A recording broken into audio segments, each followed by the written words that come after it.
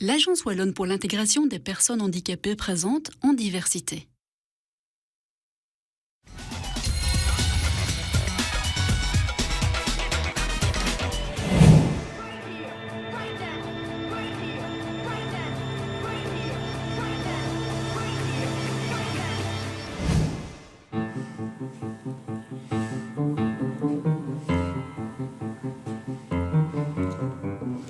Il y a maintenant à peu près un an, j'ai vu un spectacle avec une chorale.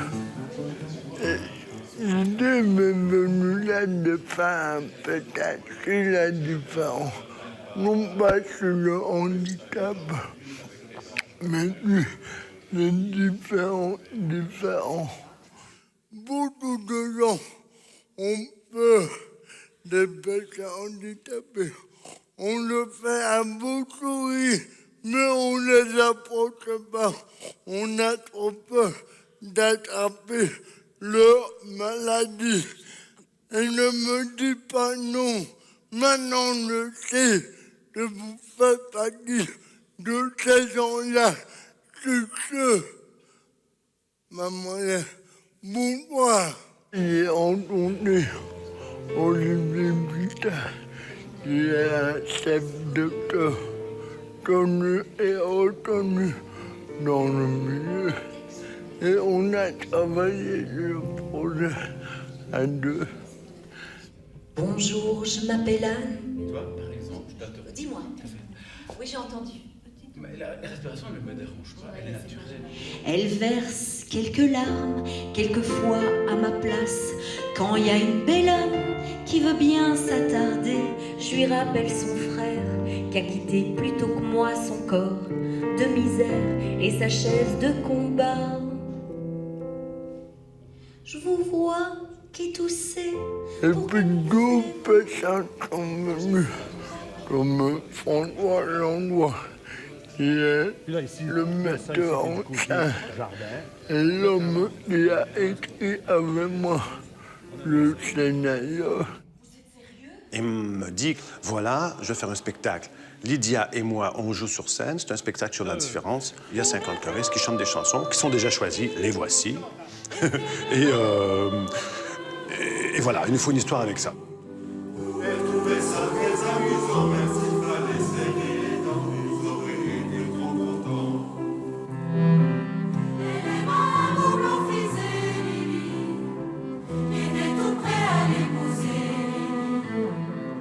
C'est la rencontre d'un homme et une femme. Une femme superficielle, qui a peur de tous les différents. Oh non! Ah, mais c'est pas possible, parce qu'alors je pourrais plus mettre de vernis. Attendez, pour aller faire de l'économie. Oh, mais c'est pas possible, c'est pas possible. Mais je rigole, oh là là. Mais arrêtez de vous moquer de moi! Et puis vous entrez dans ma bulle, et puis je sais pas combien de fois je vous l'ai déjà dit, j'ai horreur qu'on me touche! Et de là va découvrir pas mal de maladresse. Et pour finir par une histoire. Je fais partie d'amour, plutôt d'amitié. Je lui rappelle son frère qui a quitté plus tôt que moi son corps de misère et sa chaise de combat. Je vous vois qui toussez pour camoufler vos rires quand j'essaie de parler, mais que je ne sais que gémir quand la main que je vous tends, elle veut pas m'obéir. C'est enrichissant, c'est un peu apeurant au début. Moi, j'étais un peu... Et puis je me rends compte que c'est facile. Finalement, on travaille avec des humains, avec des gens de tout partout qui ont envie d'une même chose. Puis je suis surpris de voir comment les gens sont généreux dans leur implication dans un truc comme ça. Et puis, il vous l'a ramené. Pourquoi il se retrouve au centre? Moi, je voulais vraiment mettre en valeur une aventure humaine. Plus la différence avec des gens venant de différents milieux. Et le handicap, oui, moi j'ai un handicap, mais c'est pas le handicap en valeur. C'est la différence. Voilà.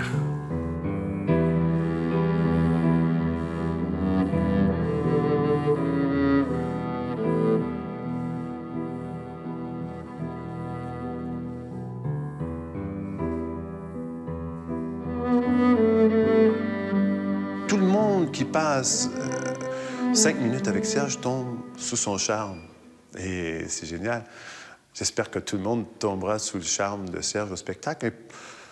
Et je suis sûr que ça va se faire.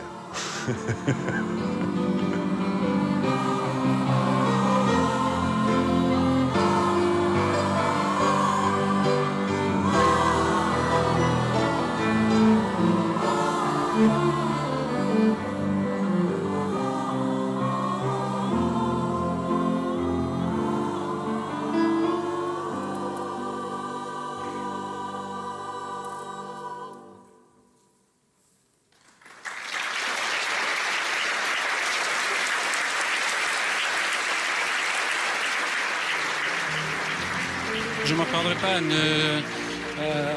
une telle sensibilité, une emprise. Je vous dis, je suis vraiment bouleversé, exceptionnel. C'est émouvant. J'ai été très touchée par les chants, les paroles des comédiens. C'est rempli d'émotions. J'ai passé un excellent moment. Chapeau metteur en scène, la troupe aussi, et bien sûr les acteurs. Très émouvant, très prenant. Ouais.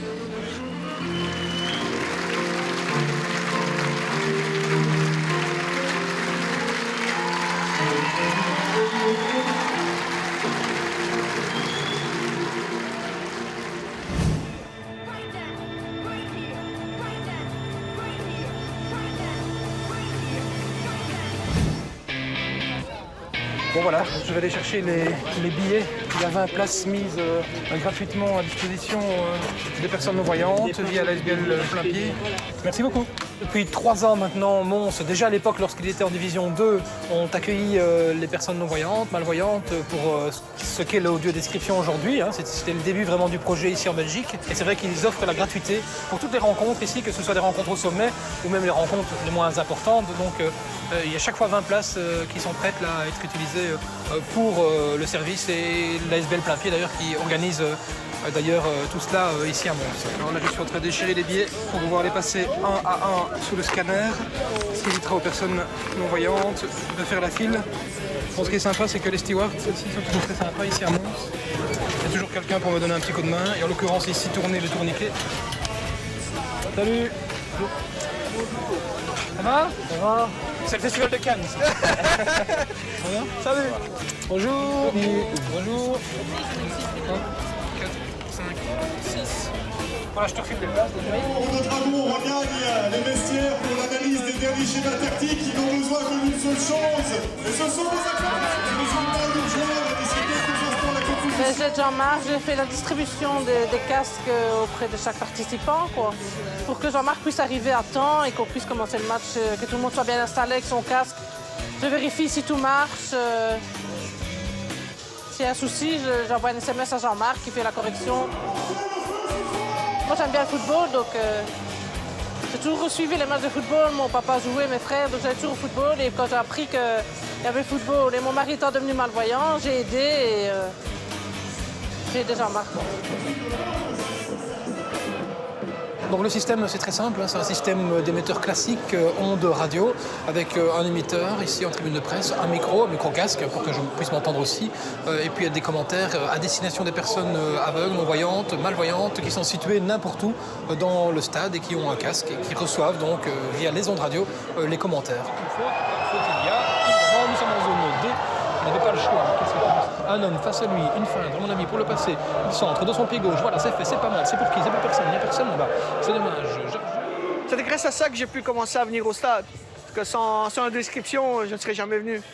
Parce que dépendre de quelqu'un, c'est pas toujours gai, donc c'est vraiment le meilleur système de pouvoir vivre un match dans un stade. Comme il fallait gagner du temps dans les commentaires, on a divisé le terrain en zones, donc en zone A, B, C, D. C'est vraiment dans le sens des aiguilles d'une montre, ce qui permet de directement situer l'action pour les personnes non-voyantes et ne pas leur expliquer, voilà, ça se passe en haut à droite, en haut à gauche, en bas à gauche, voilà. Des coups francs intéressants, nous sommes en zone C, à l'entrée du grand rectangle. Il y a moyen d'aller mettre ce petit but. Alors c'est le moment d'encourager son équipe, évidemment. J'entends le public qui ne réagit pas beaucoup. Voilà, il faut chanter, bien évidemment.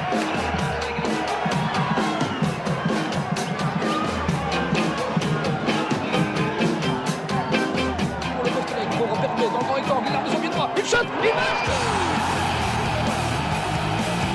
Pour cette première mi-temps, ce fut assez agréable à commenter parce que le ballon a pas mal circulé d'une équipe à l'autre, d'un endroit à l'autre, d'une zone à une autre. Donc ça se passe bien au niveau des commentaires. Il y a eu 2 buts quand même à la mi-temps. Donc c'est assez sympa aussi puisque c'est le spectacle qui est au rendez-vous et l'émotion aussi. C'est ce qu'il recherche, l'émotion. Jarjo qui est là sur la ligne, Perpet qui n'est pas en jeu du coup pour le et oui, derrière, il arrive. On essaie de mettre du plus dans les commentaires au niveau des détails.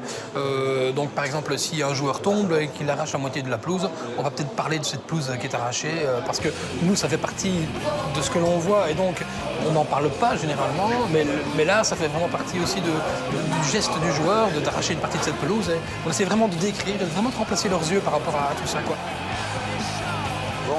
Un non-voyant qui écoute la télé ou la radio, ils ont aussi les mêmes explications, mais ici, dans le stade, et avec Jean-Marc, on n'a plus de précision. C'est parti, boum, c'est bien tiré, c'est dévié, c'est où? Oh, j'ai cru que ça allait terminer, mais c'est corner. Lorsque par exemple il y a une phase de jeu qui soulève un commentaire unanime dans la foule, qu'on entend un « oh », forcément la personne qui ne voit pas se demande ce qui se passe. Donc c'est important aussi de dire voilà, le public dit ça parce qu'il y a une faute qui n'a pas été sifflée ou un autre fait de match. Bon, allez, il faut y croire, demi-shot, le match n'est jamais terminé. Moi j'écoute d'une oreille le commentaire de Jean-Marc et l'autre oreille est libre, donc j'entends ce qui se passe autour de moi. L'ambiance, l'intégration, d'être avec les autres. C'est super. Ouais, c'est un grand plus, moi je dis. Voilà, le coup de poing qui est donné. Est-ce que Berthelin va aller mettre son but? Non, le ballon est revenu sur la tête de Berthelin qui met sa tête. Déviation maintenant. Oui!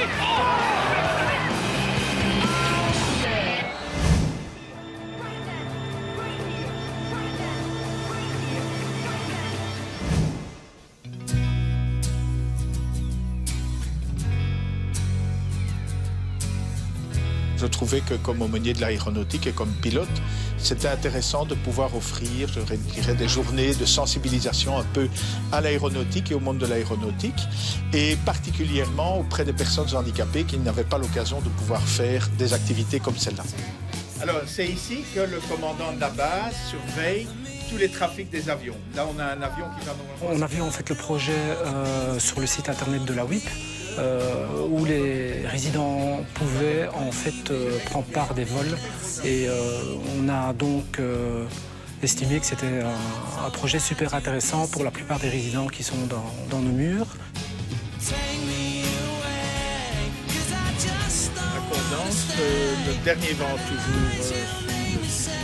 On a toute une série de jeunes pilotes qui ont une très grosse difficulté à monter leur heure de vol parce que c'est quand même coûteux. Et donc dans ce cadre-là, j'ai quelques pilotes qui sont des jeunes, qui ont besoin de monter leurs heures de vol et qui donc viennent faire les vols ici. En plus, ce sont en général de très très bons pilotes. Et puis moi je me dis, on fait d'une pierre deux coups. On rend heureux et les jeunes pilotes et on rend heureux les personnes avec un handicap.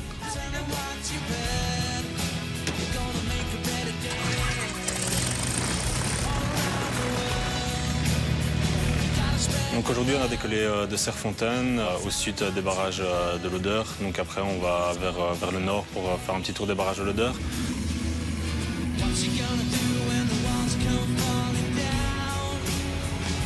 Et ensuite donc on survole, on fait le tour vraiment du lac de la Plate-Taille. Ça permet de leur découvrir le plus grand lac de Belgique. Et après on survole à une hauteur de plus ou moins 1000 pieds, donc ça fait plus ou moins 300-350 mètres. Et après on revient, on passe au-dessus de l'aérodrome. Comme ça ceux qui sont au sol voient aussi l'avion en l'air passer. Et puis on revient en circuit et on atterrit, donc ça fait un vol entre 15 et 20 minutes. On voit que le personnel encadrant a l'habitude d'avoir déjà pris en charge ce genre d'activité pour des personnes handicapées. Ce matin, on avait des enfants avec des déficiences au niveau de la vue, au niveau de l'ouïe. On a des handicaps moteurs. On a vraiment toutes sortes et on est ouvert à partir du moment où ils savent rentrer dans l'avion. C'est quand même à 4 places et il a quand même assez spacieux pour un Cessna 172. Ben, on est ouvert à toutes les, je dirais, les catégories de personnes. On avait regardé un petit peu dans le profil des différents résidents pour voir lesquels étaient les plus à même à pouvoir monter dans un avion. Il faut aussi que ce soit un petit peu actif de leur part et pas forcé, bien sûr. Et 3 des 5 résidents qu'on a emmenés aujourd'hui avaient déjà volé au préalable en avion et 2 étaient très intéressés de faire leur première découverte aujourd'hui. Le pilote a mis en marche et on a décollé. On a vu les étangs, les animaux. Non, c'était bien. Généralement, ils n'ont jamais pris un petit avion. Donc un petit avion par rapport à l'avion de ligne, c'est quand même différent. On ressent plus les turbulences, on ressent plus les effets de la nature. Tout ce qui est thermique, tout ce qui est les effets du vent, on les ressent beaucoup plus dans un petit avion. Donc je pense qu'au début, c'est plutôt une question d'anxiété. Et puis une fois qu'on est en l'air, la peur disparaît. Et c'est plutôt une joie de découvrir les paysages vus de haut et les sensations de vol qui sont pour eux une première. Donc ça disparaît très vite.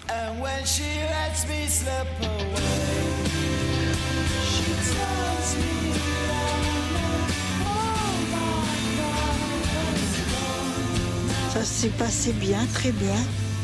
J'ai vu des lacs, des rivières,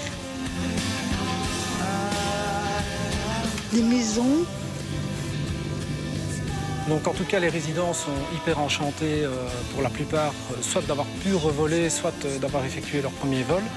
Et avec de larges sourires, des commentaires tout venant, c'est très enrichissant, je pense, pour l'ensemble de notre équipe. Je recommande à mes amis d'y aller, quoi. Pas trop stressant. Non. S'il y a des associations qui hésitent ou quoi, qu'ils regardent un peu l'expérience des autres et qui contactent à la limite les associations qui ont déjà vécu cette expérience. Cette année-ci, je pense qu'il y a à peu près 19 associations qui vont pouvoir profiter de ce vol. Pour l'année prochaine, je n'en ai que 12, donc la porte est grande ouverte. Si d'autres souhaitent, tant que je peux le faire, je le ferai et ça sera avec un grand sourire.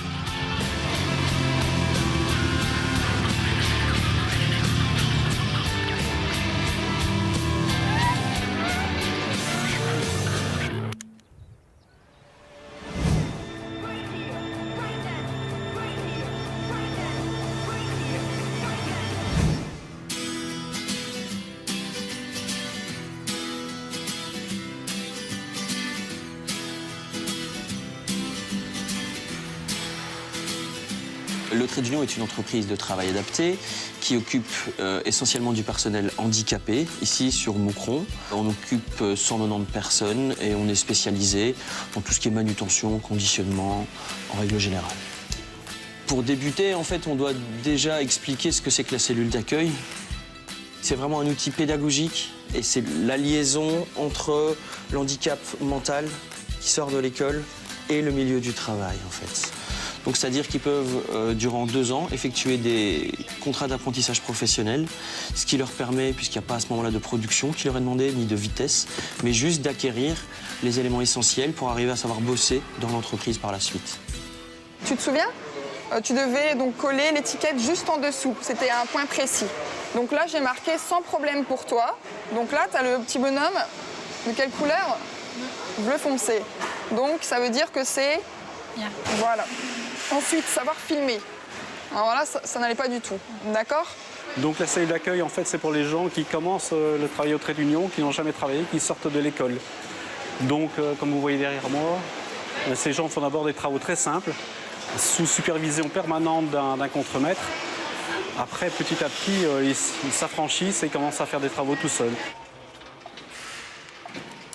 Je savais pas travailler avant, en fait. Je savais pas c'était quoi un travail. J'avais travaillé déjà quelque part ailleurs, mais ça n'a pas marché. En fait, je suis reparti à mon école et après j'ai connu le Trait d'Union, en fait, et j'ai resté au Trait d'Union. Geoffrey est arrivé après l'école. Et à cette époque-là, il n'y avait pas vraiment de collaboration avec les écoles. Et donc on a commencé avec lui au tout début à lui faire des paquets de 2 pièces. Donc ça, c'était la première étape. Il devait apprendre à mettre 4 pièces dans un sac, 6 sacs dans un carton. Et après faire les palettes, filmer les palettes. Puis quand il a su faire 2-3 travaux différents, on l'a laissé un peu plus autonome. Et bon, au fil des mois, il a pris de l'assurance et ensuite il est parti dans d'autres firmes.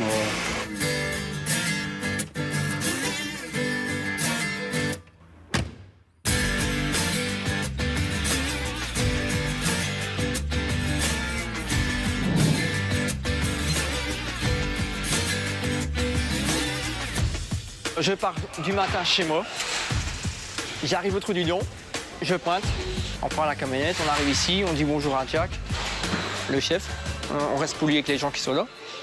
Après on commence à travailler, on met le poste en route, on fait tout ça, et après on travaille. J'y vais à fond parce que je sais que c'est important pour le client, et il ne faut surtout pas traîner en fait. Sa qualité, en fait, c'est l'inverse de son défaut. Il est fougueux, donc, mais d'un autre côté, il est rapide.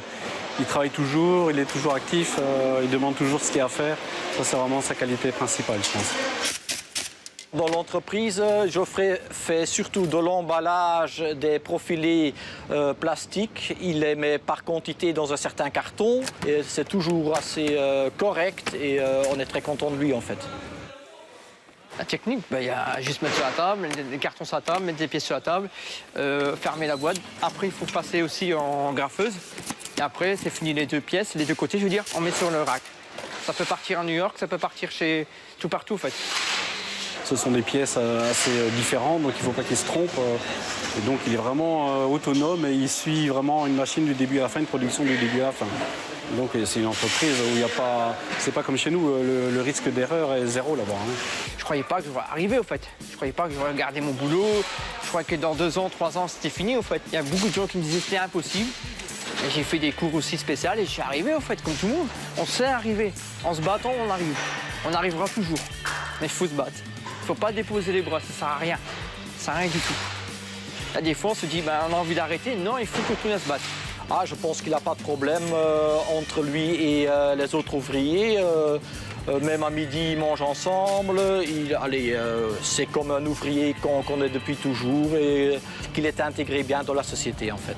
Il est là-bas quand même depuis 2 ans, donc il est vraiment autonome, il gère sa machine, sa production. Donc Geoffrey fait vraiment bien un boulot formidable là-bas. Tant que je peux rester chez Castal, je resterai. Ça, c'est mon rôle de mon travail. Je suis très fier d'arriver ici à mon niveau que j'ai. Il a passé son permis de conduire, bon, c'est vraiment des choses formidables auxquelles on ne pensait pas quand il est sorti de l'école. Vraiment, c'est un parcours assez extraordinaire.